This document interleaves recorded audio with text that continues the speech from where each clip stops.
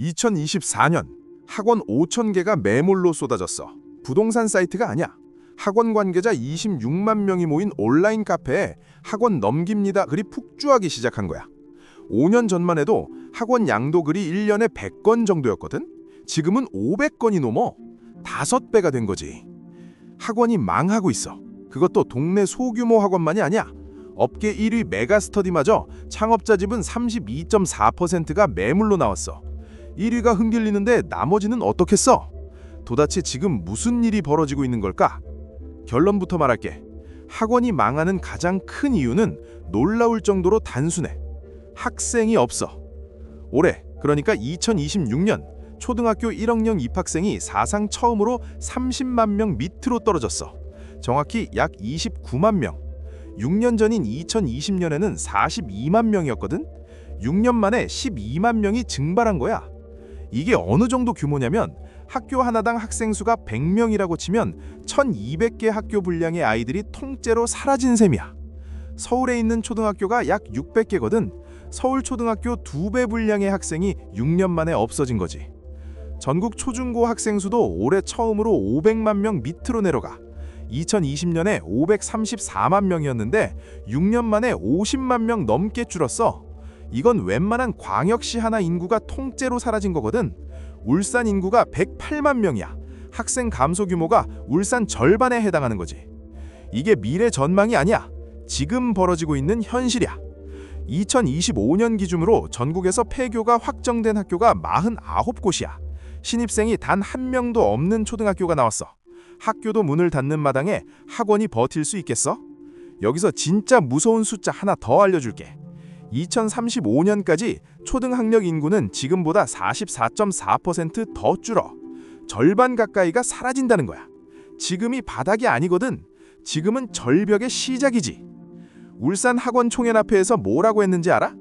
학원 설립하고 폐업하는 주기가 갈수록 짧아지고 있다고 했어. 5년 전에는 학원 주인이 바뀌는 게 연간 100곳 수준이었는데 지금은 500곳이야. 열었다가 1, 2년 만에 못 버티고 닫는 학원이 그만큼 폭증하고 있다는 거지. 퇴직금 털어서 학원 차렸다가 빚만 안고 나오는 사람이 부지기수야. 그래도 학원은 좀 낫지 않아? 교육은 필수잖아. 이렇게 생각할 수 있어. 근데 잊지 마. 학원도 자영업이거든. 매달 임대료 내고 강사 월급 주고 교재비 감당해야 하는 사업체야. 학생이 3명만 빠져도 적자가 나는 구조인 학원이 수두룩해. 2024년에 대한민국에서 문 닫은 자영업자가 몇 명인지 알아? 100만 8,282명이야. 사상 처음으로 100만 명을 돌파했거든. 그중 절반 가까이인 48.9%가 사업이 안 된다는 이유야. 이 비율은 2010년 이후 가장 높은 수치야. 자영업 3년 생존율 53.6%야. 절반이 3년을 못 버텨. 1년 안에 폐업하는 비율도 22%나 돼. 4곳 중 한 곳은 1년도 못 가고 무너지는 거지. 학원비를 내는 주체가 누구야? 40대 부부잖아. 그 40대의 일자리가 3년 5개월째 줄고 있어. 2025년 기준 40대 취업자가 전년보다 9,000명 감소했거든. 40대는 전 세대 중 소득과 지출이 가장 큰 핵심 소비층이야. 이 사람들 주머니가 얇아지면 제일 먼저 뭘 줄이겠어? 식비? 아니야. 먹는 건 줄이기 어렵거든. 통신비? 그것도 아니야. 사교육비야. 당장 안 보내도 죽지는 않으니까. 실제로 2025년 3분기 코로나 이후 5년 만에 처음으로 학원 교육비 지출이 줄었어. 월 평균 학원비가 41만 8,291원인데 전년보다 감소한 거야. 5년 만에 첫 마이너스거든. 코로나 때도 안 줄이던 학원비를 지금은 줄이고 있다는 거지. 특히 중산층의 사교육비가 전년 대비 12.5%나 감소했어. 고소득층은 3.5% 줄었는데 중산층은 12.5%야. 3배 이상 차이가 나지. 동네 학원의 핵심 고객층이 지갑을 확 닫아버린 거야. 대치동 엄마들도 버티지 못하고 있어. 아들아, 과학학원 끊자. 사교육 1번지에서조차 비핵심 과목부터 정리가 시작된 거거든. 여기서 이상한 점 하나 짚어볼게. 학생 수는 줄었는데 사교육 시장 규모는 오히려 커졌어. 2020년에 19조 원이었던 사교육비 총액이 2024년에는 29조 원을 찍었거든. 5년 만에 10조 원이 늘어난 거야. 매년 2.5조 원씩 불어난 셈이지. 학생은 줄었는데 돈은 늘었다? 학원이 잘 되는 거 아니냐고? 아니야. 바로 여기가 핵심이거든. 29조 원이라는 돈이 골고루 퍼지는 게 아니야. 강남 대형 학원, 프리미엄 소수정예 학원에만 쏠려. 대기자 명단에 이름 올려놓고 몇 달씩 기다려야 들어갈 수 있는 학원이 있는 반면에 바로 옆 동네 학원은 수강생이 없어서 강사 월급도 못 줘. 이걸 비싸거나 망하거나 라고 하거든. 중간이 없어. 월 200만 원짜리 프리미엄 학원은 대기자가 넘치는데 월 30만 원짜리 동네 학원은 텅 비어 있는 거야. 학습지 업계도 적자에 시달리고 있어. 대교, 웅진, 싱크빅 같은 대형 업체들이 월 회비를 줄줄이 올리고 있어. 올려도 적자야. 더는 못 버티겠다는 거지. 소득별로 나눠보면 구조가 더 선명해져. 고소득층은 사교육비를 3.5% 줄였어. 아프지만 감당할 수 있는 수준이지. 근데 중산층은 12.5%를 줄였어. 저소득층은 7.2%를 줄였고 중산층이 가장 많이 줄인 거야. 중산층이 학원비를 줄이면 어떤 학원이 타격을 받겠어? 강남 대형 학원이 아니야. 중산층이 보내던 동네 학원이지. 학생은 줄고 돈은 위로만 몰리고 아래는 바싹 말라가는 구조. 강남은 호황이고 그 밖은 빈사 상태. 이게 지금 학원가에서 벌어지고 있는 양극화야. 근데 학생 감소랑 불황만으로는 이번 위기가 설명이 안 돼. 왜냐면 이전에도 불황은 있었거든. 학생이 줄어든 것도 어제 오늘 일이 아니고. 근데 왜 하필 지금 이렇게까지 무너지는 걸까? 이번에 결정적으로 다른 게 하나 있어. AI야. 구글 제미나이가 한국 수능 시장까지 공략하기 시작했거든. 수학 문제 풀어달라? 해줘. 영어 지문 해석? 해줘. 틀린 문제 유형 분석해서 약점 잡아달라? 그것도 해줘. 변형 문제 무한으로 만들어달라? 해줘. 그것도 24시간 새벽 2시에도 질문 횟수 무제한으로. 가격 비교를 해볼게. AI 과외 서비스 월 구독료 2, 3만 원이야. 학원 월 수강료 적게는 30만 원, 많게는 100만 원 넘거든. 가격 차이가 10배에서 30배야. 중산층 부모 입장에서 생각해봐. 학원비 50만 원 아끼고 AI 구독 3만 원 결제하면 47만 원이 남는 거야. 매달. 1년이면 564만 원 차이거든. 자녀가 2명이면 1000만 원 이상이야. 그럼 학원이 AI보다 뭘 더 잘하는데?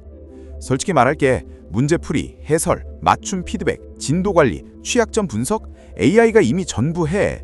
그것도 학원보다 더 정확하고 더 빠르게 해. 학원이 AI보다 확실히 나은 건 딱 두 가지야. 아이의 감정을 읽어주는 것, 그리고 억지로라도 의자에 앉혀서 공부시키는 것. 이 두 가지만 아직 AI가 못하거든. 근데 여기서 반전이 있어. OECD가 뭐라고 경고했는지 알아? 한국 학생들이 사교육에 너무 의존한 나머지 오히려 비판적 사고력이 약해졌다고 했어. 사실과 의견을 구분할 줄 아는 15살 학생 비율이 25%밖에 안 돼. OECD 평균이 47%인데 그 절반이야. 스위스 IMD 디지털 경쟁력 순위에서도 한국 인재 부문이 30계단 추락해서 49위를 기록했거든. 학원에서 문제만 찍어 누르는 교육이 오히려 아이들의 사고력을 약하게 만들고 있다는 거지. 그리고 그 문제풀이마저 이제 AI가 더 잘하게 됐어. 학원의 존재 이유 자체가 흔들리는 거야. 문제풀이 기계로는 AI를 이길 수 없고 생각하는 힘을 기르는 교육은 애초에 안 하고 있었으니까. 위에서는 정부가 조여와 방과후 학교 확대하고 늘봄학교 도입하고 공교육을 강화하겠다는 정책이 학원의 파일을 직접 깎고 있거든. 아래서는 개인 과외가 치고 올라와 학생이 줄어드니까 학원 강사들이 독립해서 소규모 과외를 시작해. 학원에서 일하던 사람이 학원의 경쟁자가 되는 거야. 인력 유출과 경쟁 심화가 동시에 벌어지는 셈이지. 옆에서는 AI가 파고들어. 월 2만 원짜리 AI 튜터가 월 50만 원짜리 학원과 같은 기능을 제공하고 있어. 가격으로는 절대 못 이겨. 그리고 안에서는 학생 수 자체가 줄고 있어. 파이가 쪼그라들고 있는 거지. 이 네 가지가 동시에 터지고 있는 거야. 어느 하나만 있어도 힘든데 넷이 한꺼번에 오니까 중소형 학원은 버틸 수가 없는 거지. 지역별로 보면 양상이 더 극단적이야. 서울 강남 대형 학원은 아직 줄 서서 들어가. 근데 강남 밖으로 한 발만 나가면 수강생이 눈에 띄게 줄어. 지방 광역시에서는 학원 양도 건수가 5배로 치솟았고 중소도시는 아예 학원가 자체가 무너지면서 주변 상권까지 같이 침체에 빠지고 있거든. 학원이 빠지면 분식집이 빠지고 문구점이 빠지고 편의점이 빠지고 결국 그 상가 건물 전체가 텅 비는 거야. 학원 하나가 망하는 게 아니라 동네 경제가 같이 무너지는 거지. 그럼 앞으로 어떻게 될까? 냉정하게 말할게. 학원 구조 조정은 이제 시작이야. 지금 전국에 학원이 약 9만 개가 있거든. 학생은 매년 수십만 명씩 줄고 있고 AI는 매년 더 똑똑해지고 부모 지갑은 더 얇아지고 있어. 이 구조에서 9만 개 학원이 전부 살아남을 수 있겠어? 불가능하지. 2027년까지 학원업계는 본격적인 구조조정기에 들어갈 거야. 살아남는 학원은 두 가지 유형뿐이야. 첫째, AI를 적극적으로 도입해서 하이브리드 모델로 전환한 학원. AI가 가르치고 인간 강사는 관리하고 코칭하는 구조야.